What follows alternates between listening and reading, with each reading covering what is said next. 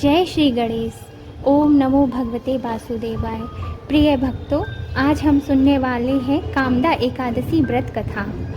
तो चलिए कथा प्रारंभ करते हैं। धर्मराज युधिष्ठिर जी बोले, हे भगवान, आपको कोटि कोटि बार प्रणाम। मैं आपसे निवेदन करता हूँ कि आप कृपा कर चैत्र माह के शुक्ल पक्ष की एकादशी का वर्णन कीजिए। श्री कृष्ण भगवान जी बोले, हे राजन, आप एक पुरानी कथा सुनिए जिसको राजा दिलीप ने वशिष्ठ जी से पूछा था। राजा दिलीप ने पूछा था कि गुरुदेव, चैत्र माह के शुक्ल पक्ष की एकादशी का नाम क्या है, इसमें किस देवता की पूजा होती है और इसकी विधि क्या है, सो कहिए। महर्षि वशिष्ठ जी बोले, हे राजन, चैत्र माह के शुक्ल पक्ष की एकादशी का नाम कामदा है। यह सब पापों को नष्ट कर देती है और पुत्र प्राप्त कराती है। इस व्रत से योनि छूट जाती है और अंत में स्वर्ग की प्राप्ति होती है।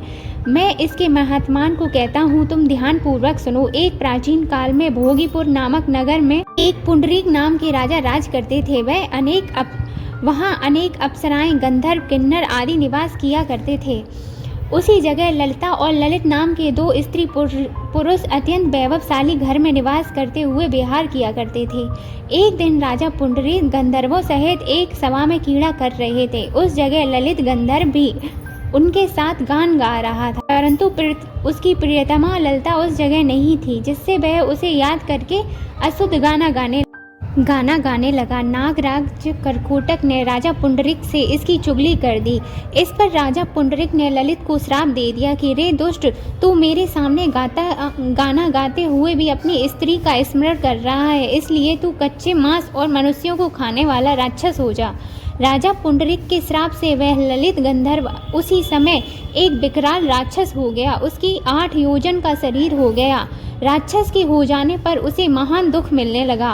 वह अपने कर्मों का फल भोगने लगा। जब ललिता को अपने प्रियतम ललित की ऐसा हाल मालूम हुआ तो वह बहुत दुखी हुई। वह सदैव अपने पति के उद्धार के लिए सोचने लगी कि मैं कहाँ जाऊँ और क्या करूँ।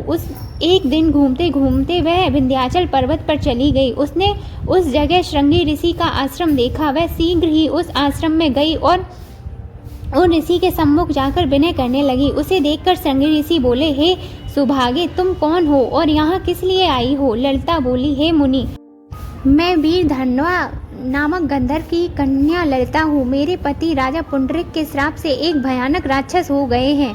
आप राक्षस योनि से छूटने का कोई श्रेष्ठ उपाय बतलाइए। तब श्रृंगी ऋषि बोले, अरे गंधर्व कन्या ललिता, तुम चैत्र माह के शुक्ल पक्ष की एकादशी आने वाली है। उसका नाम कामदा एकादशी है। उसका व्रत करने से मनुष्य के समस्त कार्य सिद्ध हो जाते हैं।